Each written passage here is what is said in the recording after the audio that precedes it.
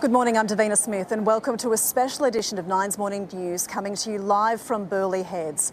This morning, Afred now less than 24 hours from landfall. The erratic Category 2 wreaking havoc along the coast. Jet skis defying safety warnings to tackle the monster swell. And just ahead, Premier Christopherly with a live update. South of the border, it is too late to leave. New South Wales residents ordered out, many missing the window. The M1 now cut off and homes going dark. Afred yet to show its full fury. Rolling out the PM to deploy the ADF. 120 troops heading north. Emergency and immediate funds have been unlocked. We'll have special live coverage. And also this morning, terror on the tarmac. A teenager allegedly armed with a shotgun tackled on a Jetstar plane, crew and passengers taking him down. Charges laid this morning. Trump's tariff U-turn. The president delays penalties for Mexico and Canada. Fallout Live. And in his own words, hear from the Pope as he sends well wishes and update from hospital.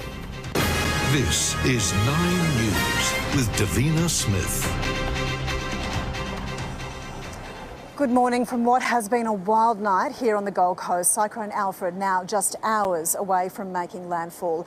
Right now across southeast Queensland and northern New South Wales, everyone is feeling the full force of this storm.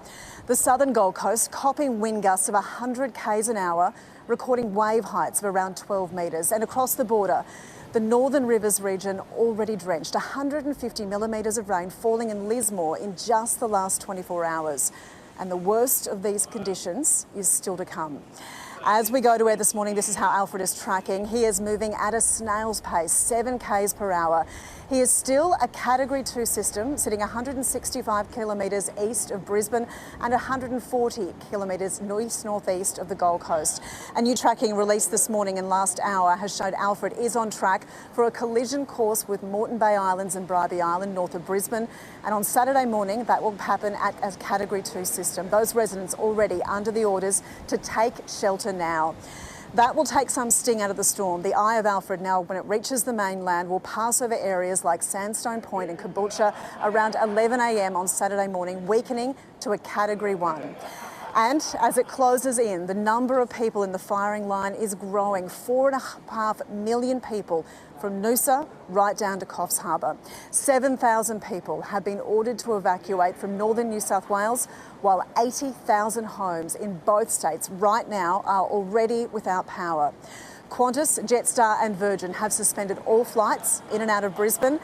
And in half an hour at 11 a.m. Eastern Standard Time, we will bring you the live media conference with Queensland's Premier David Christopherly with the very latest information. First though, let's go to our 9 News team of reporters right across the storm zone. We'll start with Hataya Gripsky, who is at Bribie Island, where residents there have had to make the tough decision to stay or to go. Hataya, good morning to you. How are locals feeling there at the moment? Good morning. Well, it's a really strange feeling here at the moment. There is these winds, obviously, that you can see. Plenty of Brisbane people are taking this very seriously and making preparations and taking advantage, I guess, of this final day as we wait as Afred moves like a snail towards the Queensland coast. You're right about that. It feels like an unofficial public holiday, but the worst yet to come. So, Ali, we'll come back to you later on. Thank you. We're still ahead on Nine's special edition of Nine's Morning News. The countdown to landfall will take you live to the Weather Bureau for the very latest tracking on when Cyclone Afred will hit with its full force. Plus, tens of thousands of homes right now without power. We'll take you live to Energex. Are they weathering the storm and how and when power can be restored? Also making news today, major security concerns after a 17-year-old boy allegedly boarded a Jetstar flight armed with a gun. And a blow for our nation's steel sector, Donald Trump refusing to back down on tough tariffs.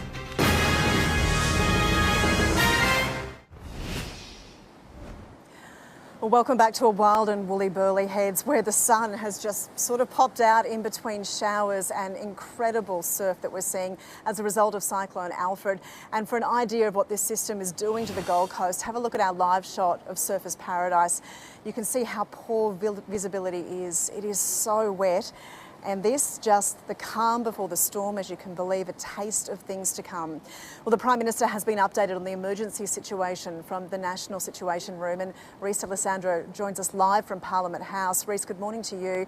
We do have an update on the support that's heading our way to Queensland and northern New South Wales. What can you tell us? Davina, good morning to you. The Prime Minister has confirmed a further 120 ADF troops have been mobilised to the cyclone zone.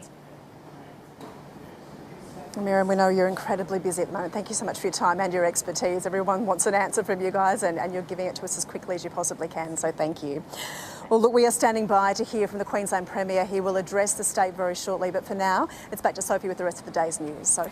Thanks, Davina. We'll check back with you soon. A Victorian teenager has been charged after allegedly... Thank you. We are standing by to take you to a press conference with Queensland Premier David Crisafulli. He is just walking out now. We will go to that now.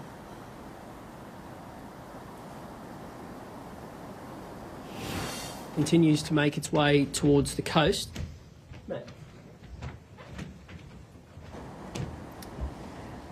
Thank you, Premier. That is where we'll leave the Queensland Premier. Let's start with the good news there. A set of twins born on Dunwich Island, and one of the islands in the cyclone zone overnight. So a very big congratulations to that family, and happy news for that community in amongst all of the torture that's unfolding as Cyclone Afred really does just hover off the coast and slowly move and make its way. Some points that we need to cover there from the Premier. The bomb is now moving to hourly updates. So if you are in this zone and you want to keep across everything, it'll be hourly updates from the Weather Bureau in terms of the tracking of this system. But at this stage, they're expecting it to hit the Moreton Bay Islands sometime on Saturday morning as a Category 2 system, and then move towards mainland Queensland. Already we've seen wind gusts of up to 115 kilometres per hour. The storm tide flooding, there was a big worry about that last night, but thankfully there's been no damage. They're going to watch and wait and see how that will unfold now in the next high tides, which are expected. That's a relief, but as everyone is saying right now, there is no border here and we are all in this together. Alex, stay safe. We'll come back to you soon. Soph, we'll go back to you in the studio right now. Thanks very much for that, Davina. We do have some breaking news and update from the Weather Bureau. The latest tracking shows Cyclone Alfred around 150 k's east of Brisbane and the Gold Coast. It has picked up speed slightly, now moving at around 8 kilometres an hour. Alfred is currently a Category 2 and most likely to cross over the Moreton Bay Islands tomorrow morning before crossing the mainland coast, most likely between Noosa and Beenleigh around 11 a.m. as a Cat 1. We will stay across those developments as they come to hand. Well, coming up ahead in the bulletin, Western Australia votes, the predictions heading into tomorrow's state election and what impact it could have on a national level. Plus, in a sign of serious progress, Pope Francis speaks for the first time since his hospitalisation. And in sport, the Broncos' new era gets off to a flying start.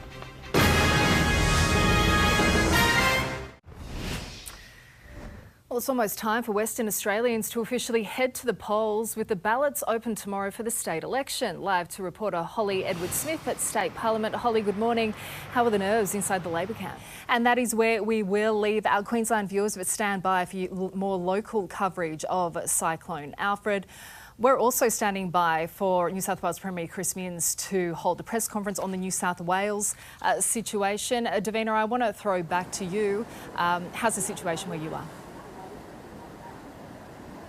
Look, Soph, we keep saying calm before the storm, but there's not much calm here at all. Like, you look down at Burleigh Beach, and usually from here you can see Surfers Paradise crystal clear. Like I can see it at the moment, but the whole city just disappears in this wave of cloud and spit that's coming up from the beach at the moment. It's carving away those huge waves, taking away chunks of sand. And we've heard from the Premier, the Gold Coast really is copping the brunt of this at the moment, even before the system hits.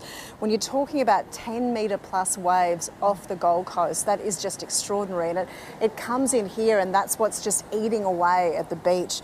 Huge rainfall totals in 24 hours until 9 a.m. this morning, around 150 millimetres for the lower parts of the Gold Coast. And when you bear in mind that at best we're probably going to see around 250 millimetres from this system once it crosses the coast, but they're saying worst case scenario 450 millimetres. It's going up around the 700 millimetres of rain in the space of a few days. There are not many areas here in southeast Queensland can cop that without seeing flash flooding and lingering triggering flooding, and then it floods down to the northern rivers. So it's a really nervous time. And yet at the same case, you look back up around Brisbane, there are patches of blue sky, there's barely a breath of wind. And as we heard earlier from our reporters, it feels like a public holiday. I likened it to New Year's Day morning, where most people are sleeping in, they've been partying the night before, and you've got some kids out in the park and that's about it.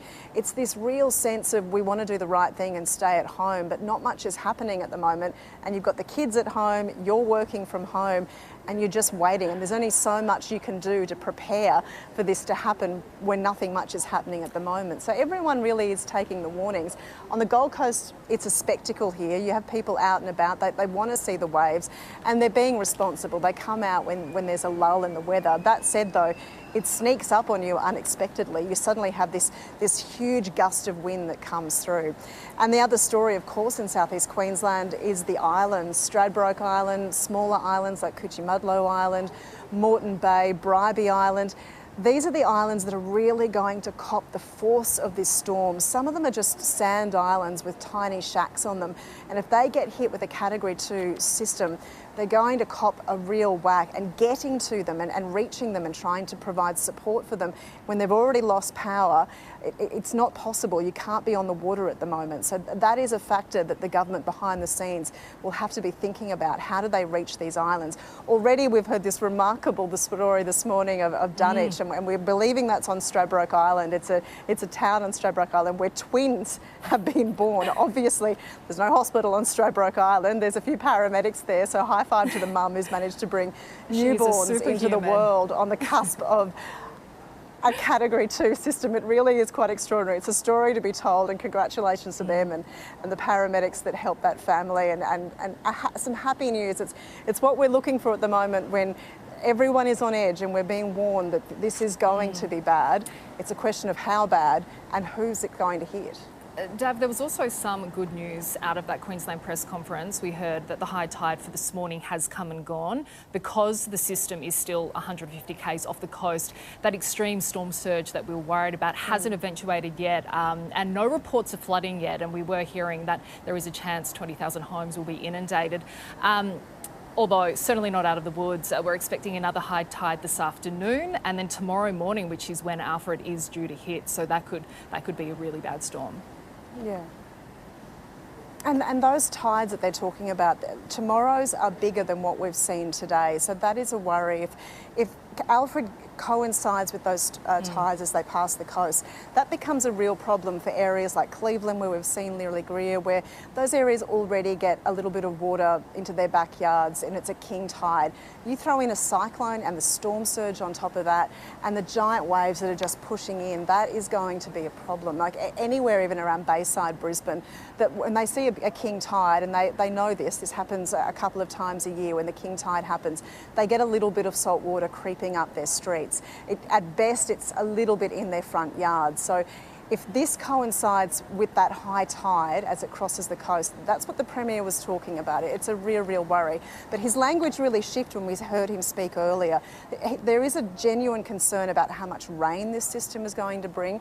The wind gusts, that's the eye of the storm. That's as it passes through and in the hours after. And if you look at the Bureau's forecast, they're talking about wind gusts of about 155 k's per hour. Then the steam comes out of the system, and then it breaks down over inland parts of southeast Queensland. And when they're talking about rainfall totals of around 450 millimetres of rain in 24 hours, that's substantial, and that could fall anywhere south of this system, but also as the eye of it breaks down. So the northern parts of Brisbane, in around Caboolture at the moment, if you're looking at the tracking map, that's where it looks like it seems to be moving in.